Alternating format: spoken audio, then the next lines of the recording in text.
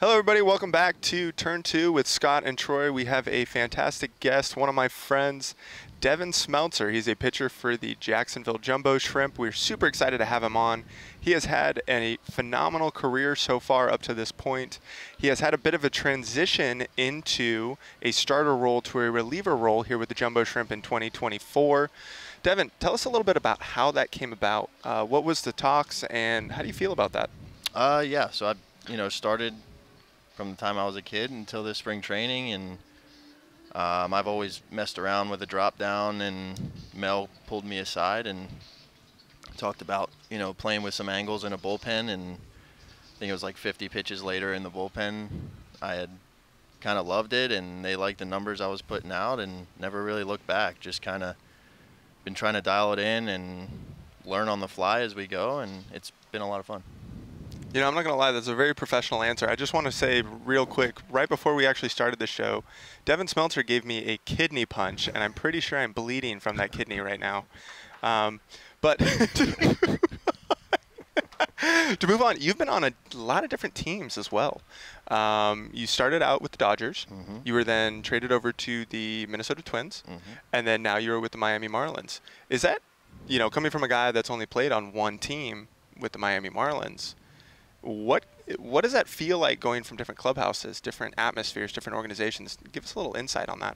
There's definitely some culture shock going org to org just because mindsets are so different. And getting traded, hands down, one of the most wild experiences of my life. One of my good buddies, Stetson Alley, just a clubhouse clown, always keeping things light. He would come in every day near the trade deadline and be like, Troy Johnston for Bryce Harper straight up, and the whole place would go crazy. And we're out playing hacky sack before stretch one day, and he comes out and he's like, Smeltzer and Raley for Brian Dozier, we'll smell ya. And everyone starts laughing, and he's like, no. And we're like, what? And he's like, no, Smeltzer, you got traded. You got to go inside. And I was like, wait, what? And went inside and, super emotional having to leave that org. I loved it. Everybody was family and a lot of good people. And me and Luke packed up our bags. We were on the road in Springfield, Missouri, and we had to get back to Tulsa.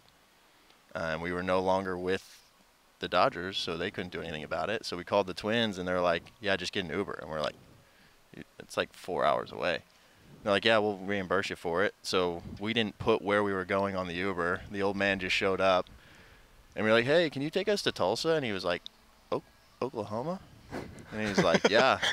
So he was like, hold on, let me call my wife. And he calls his wife. He's like, I'm not going to be home for dinner.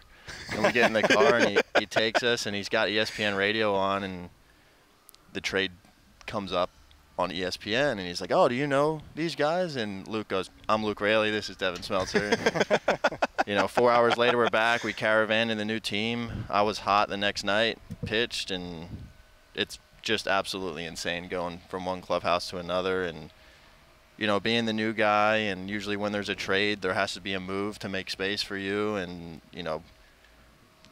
I know there's a couple guys that had to get moved for spots for us who were, team clubhouse favorites. And then you're kind of looked at as, now you're the turd that just got their friend released or, sent down. And it's super crazy. It's definitely been, that hands down is one of the weirdest things I've ever been through.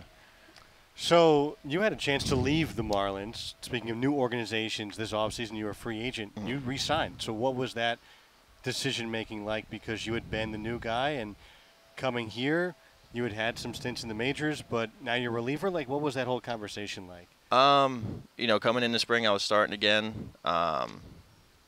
It's kind of hard to turn down a Florida opportunity. I live in Naples, and Miami's a few hours away. Jacksonville's, 5 hours away. So we're in that state, and then, you get into the more nitty-gritty sides of things and taxes and stuff like that. It's nice to play in Florida, and the weather's great. Don't have to deal with the cold. I did that for a long time with the Twins, and it was just best opportunity, I think, hands down, to get a shot to go back up to the big leagues.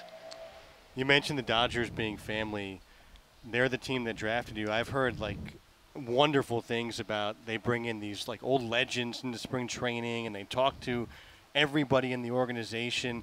Is there anybody that stands out from maybe one of those that guys that came back who had played maybe before you had gone to the Dodgers, or something that stands out about why they're able to be an 100-game winner literally every single year for the last decade?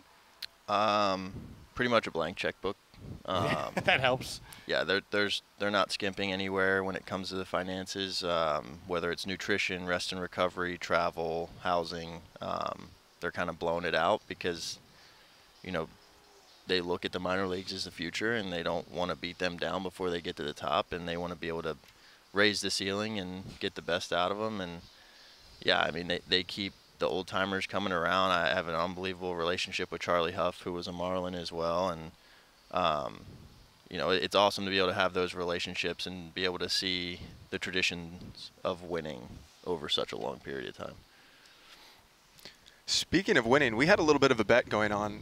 Scott, you didn't know about this, but Devin and I were talking about how early we were going to mention the no-hitter from last year in the 7-inning game, and we thought that that was going to be your very first question. Yeah. I thought that was going to be your. I am shocked that I won the bet. Smeltzer owes me $1,000 now. I don't owe you anything. You owe me $1,000, and for my birthday, he's going to dress up as a pirate. I dress up as a pirate every day. Which is next week. 1 week. Next week. Happy birthday, Troy. Oh, thank you, thank you. But tell us about that. So you got the rubber, which is cool. I know you were asking for that, but what is it like? You know, that is the epitome of everything that a pitcher wants to do. Is you want to throw a no-hitter in absolute dominance of a game. Walk us through that day and kind of what it felt like. Yeah, it was pretty wild. I had a terrible year last year, so it was funny afterwards. I think it was Scott asked. He's like, when did you know it was happening? And I was like, when there wasn't 3 runs on the board in the first inning, I realized there wasn't a hit. Yeah, with the ups and downs of last year, you know, for whatever reason, I had Charlotte's number, and, you know, Chavi called an unbelievable game.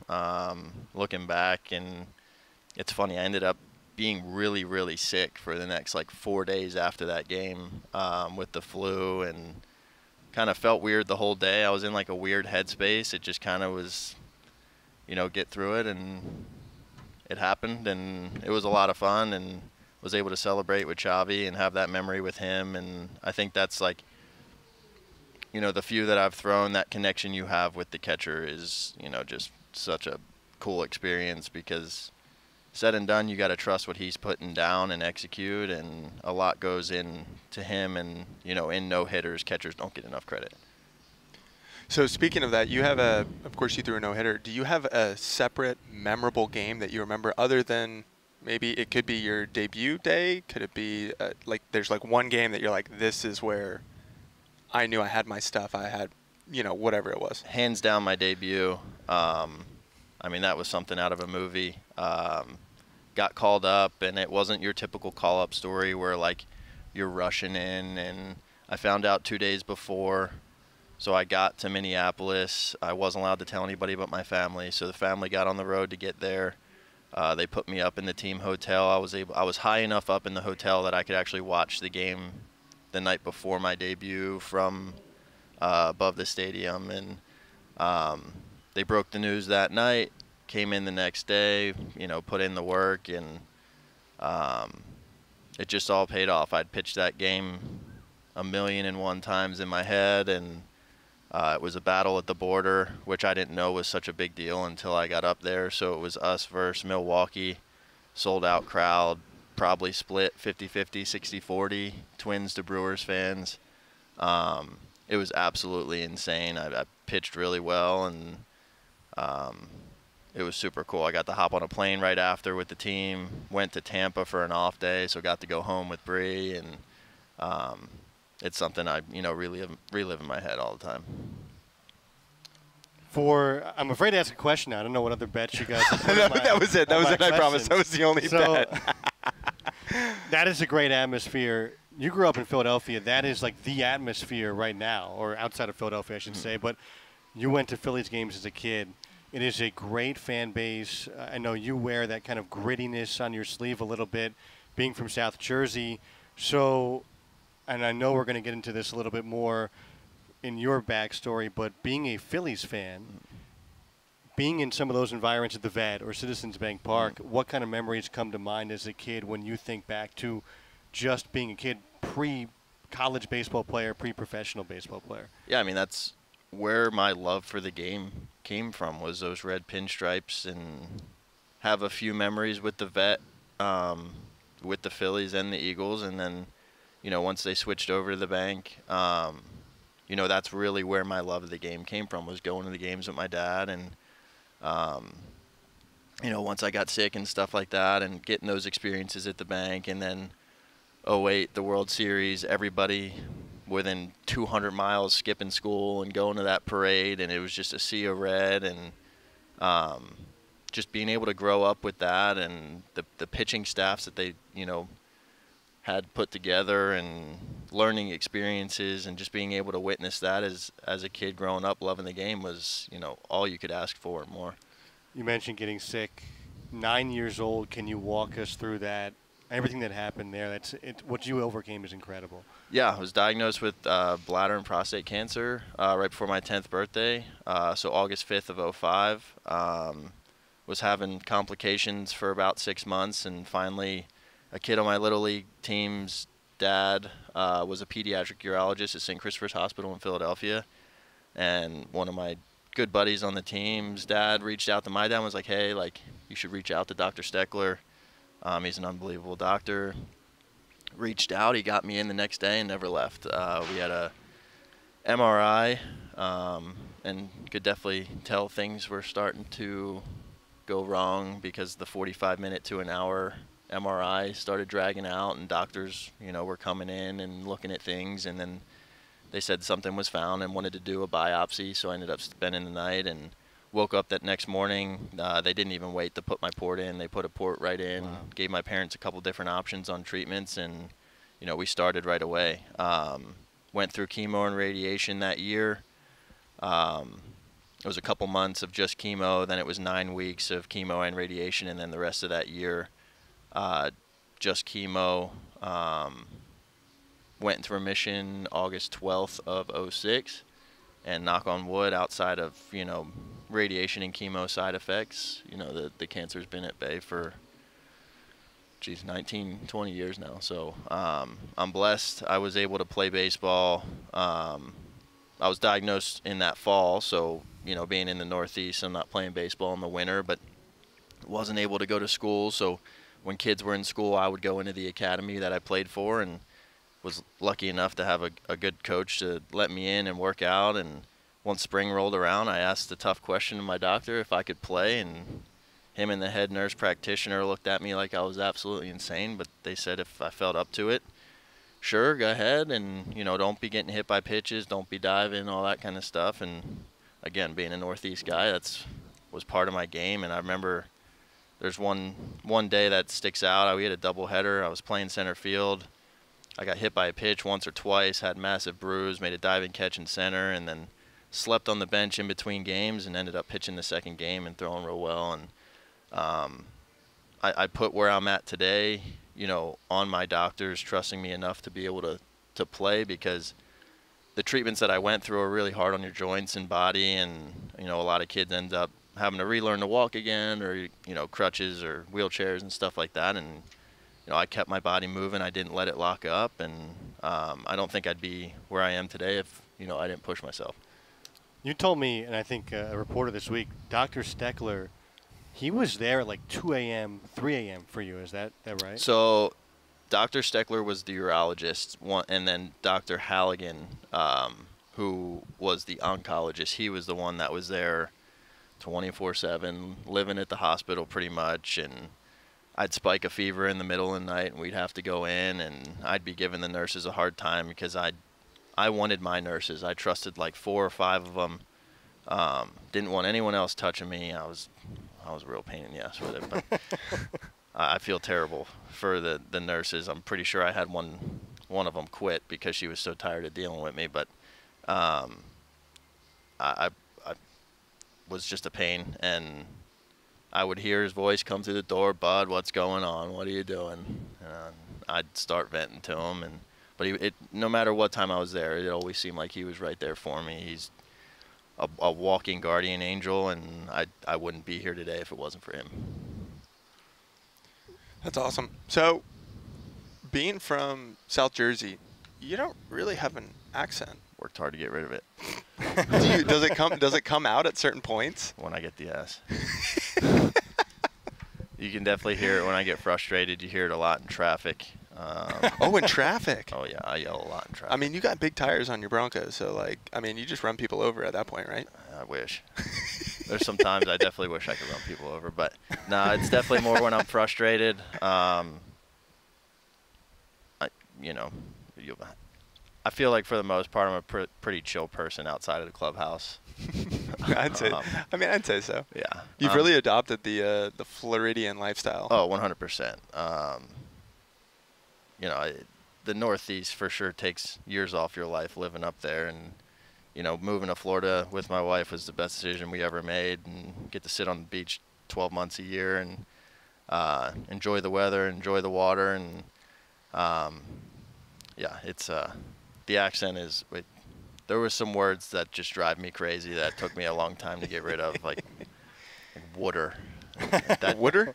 Yeah, water. Oh yeah, it drives me. That's absolutely a thing? insane. That's a thing. Yeah, it drives that's a me thing. absolutely. Water? It's a South Jersey, Philly So thing. you're pretty much like European at that point. Do you call it a bubbler then as well? No. But my God, there's just some words it took a while to break, but I did it. That's awesome. So you brought up Bree. Of course, Bree is phenomenal, unbelievable, and way cooler. You are. I was just going to say that you are like. Should we have her on the podcast next? Get this. Yeah. So this is what she does for a job.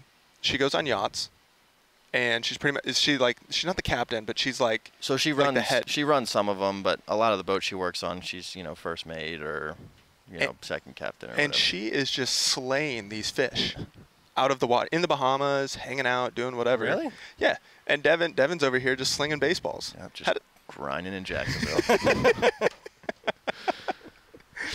Absolutely unbelievable. Paid vacations. It's hard work, but yeah, she's living the life. The main boat she works for mostly is just more of a day cruiser type thing, but she got in with this one family that's big into fishing, and she was in the Bahamas for all of April, just fishing when the family was there, and then when the family wasn't there, they were out looking for spots and stuff and different techniques, and got to fish pretty much every day. And then the family ended up asking her to go and fish in a tournament last week in the Bahamas again, and they won like $27,000. She won Lady Angler of the tournament, so it was really cool. Wow, yeah, she's very cool. Proud of her. It's really way really cool. cooler than Devin. Way cooler. Like unbelievably this cooler. is a pretty cool couple. I gotta be honest with you. She's way cooler than I am. I promise you that. So this is how I picture the Smelters. So I picture them in like I'm gonna say like the early 1700s, swashbuckling on a pirate ship, Yeah.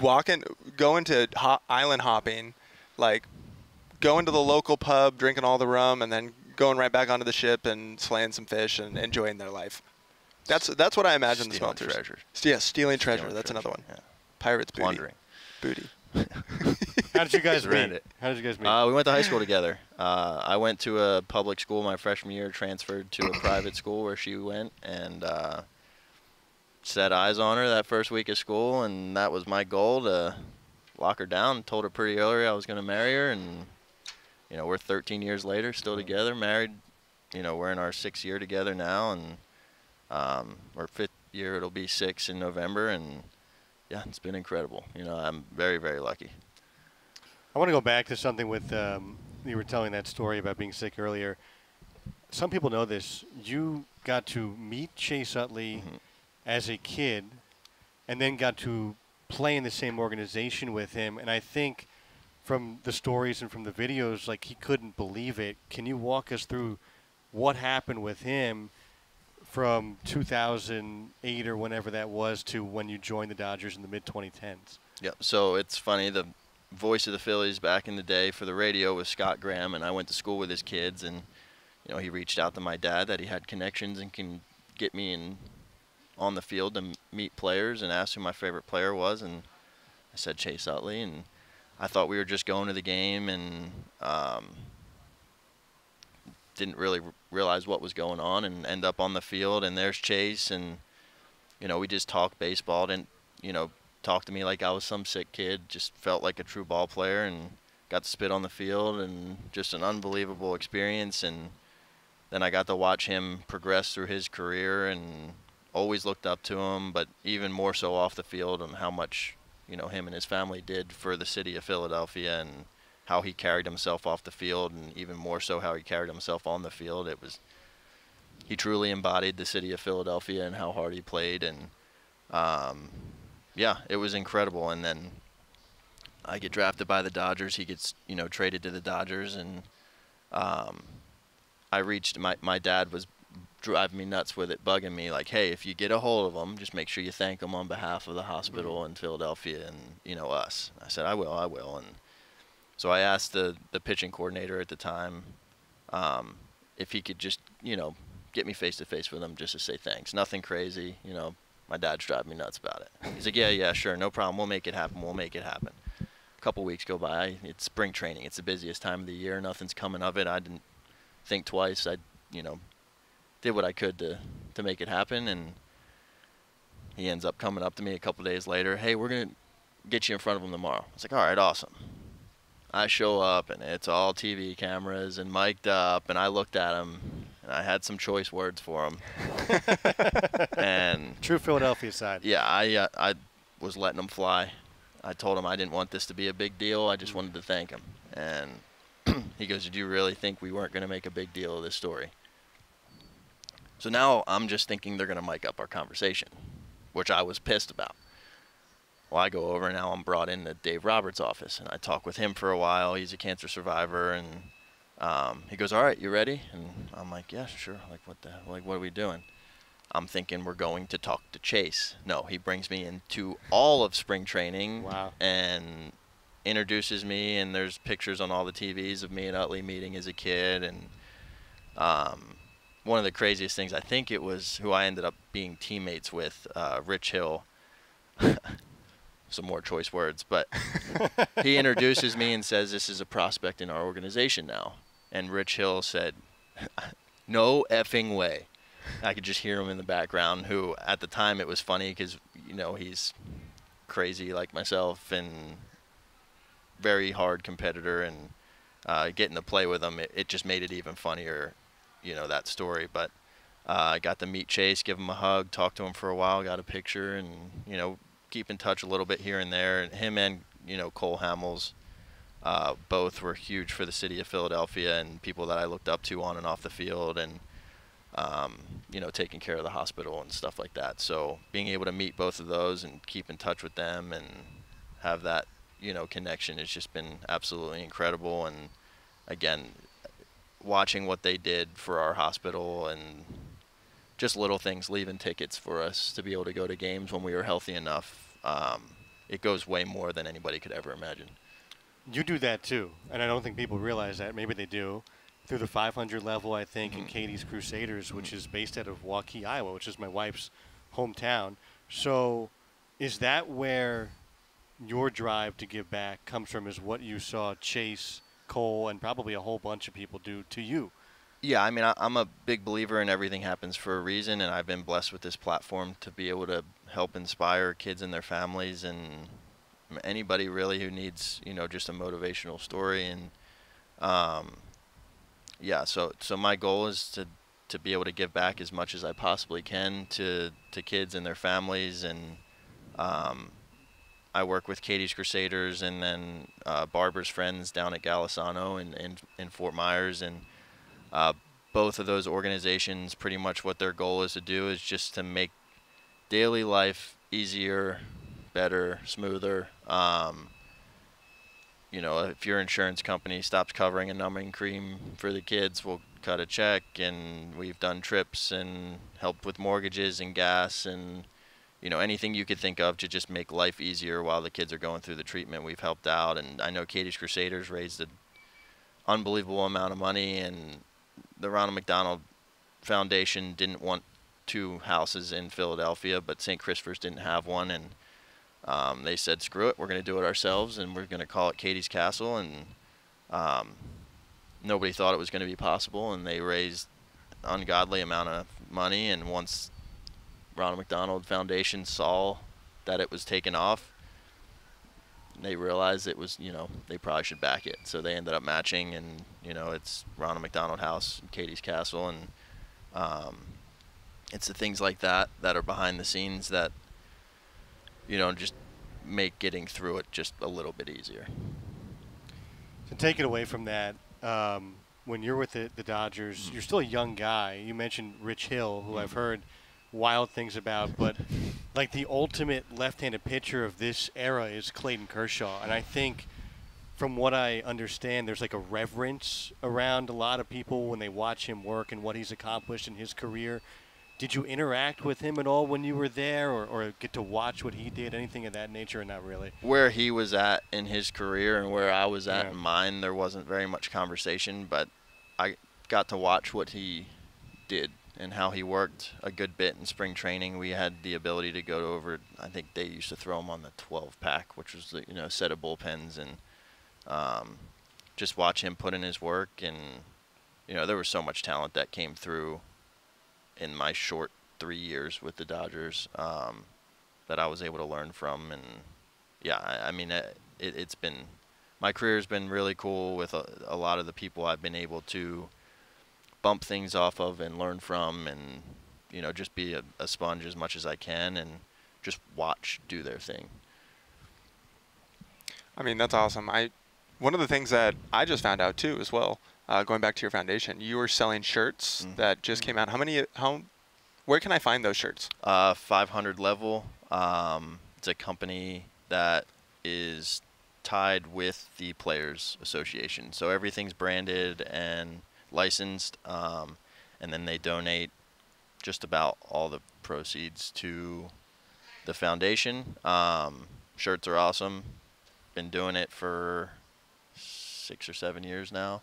And each year my hair and facial hair has changed, and the shirt has changed a good bit. It started with, the high-bald fade with glasses and a goatee, and it's now the mullet with the beard. And it's been a lot of fun to kind of have the different levels of the shirts over the years. I was just going to say, first off, I was promoting the shirts, and then now I want to talk about the hair, because who was the closer for the Giants? Was it Brian Wilson? Brian Wilson. Yeah. Brian Wilson had a similar beard to you. What made you grow out your hair and your beard like that?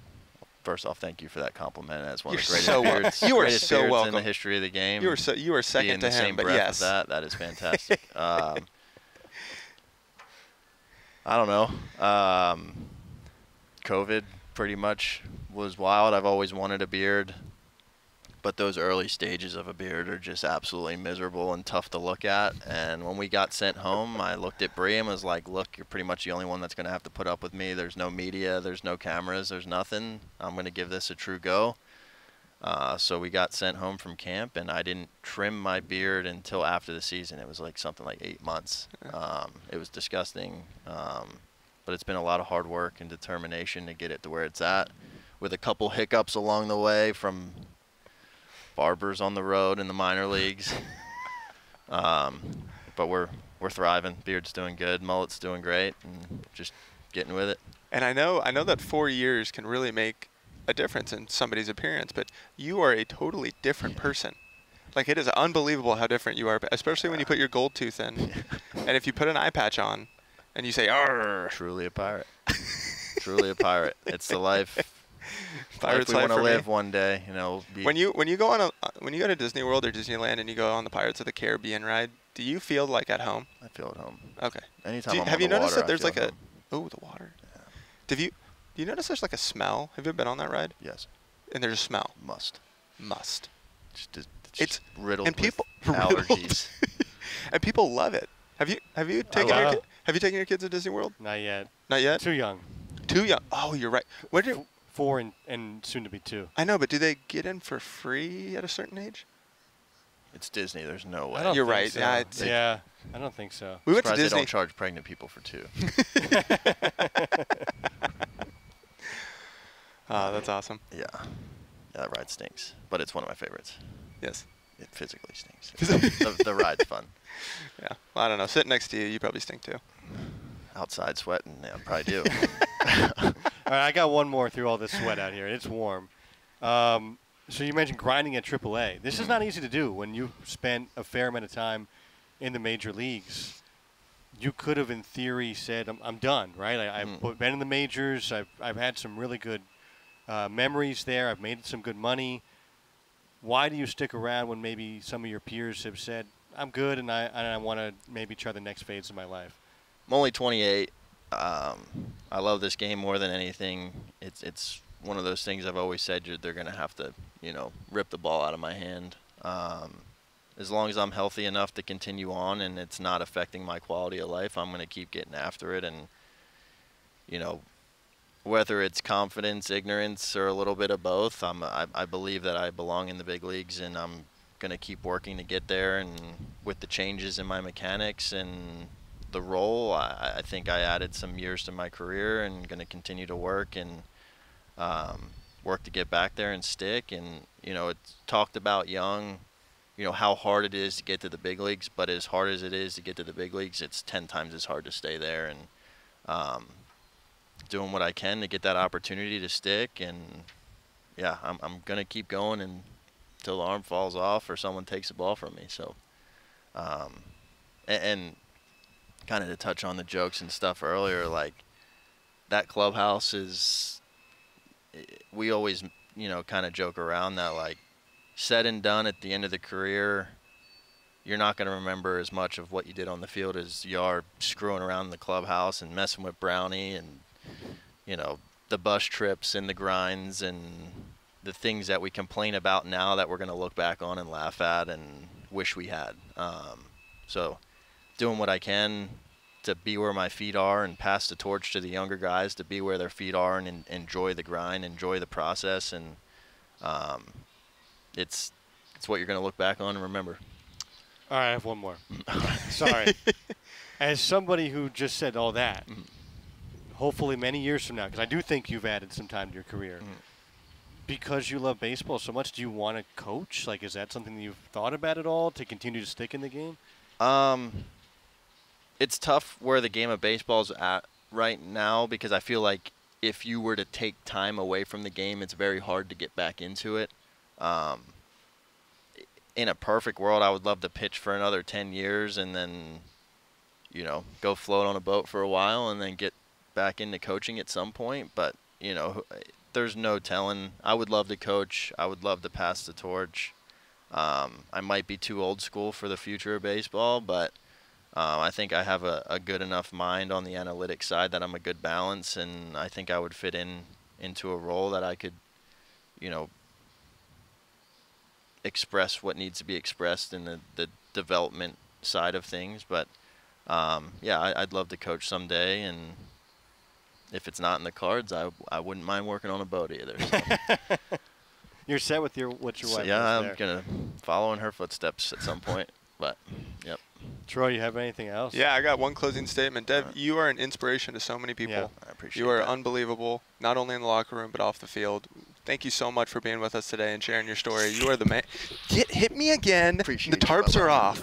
Appreciate you. You're the man. We really appreciate it. Guys, you can get your podcast anywhere that you get podcasts. You can check us out on YouTube at Turn 2 with Scott and Troy. Devin, thank you so much for being with us today. You're the man. Thank you. Appreciate Thanks, you. Scotty.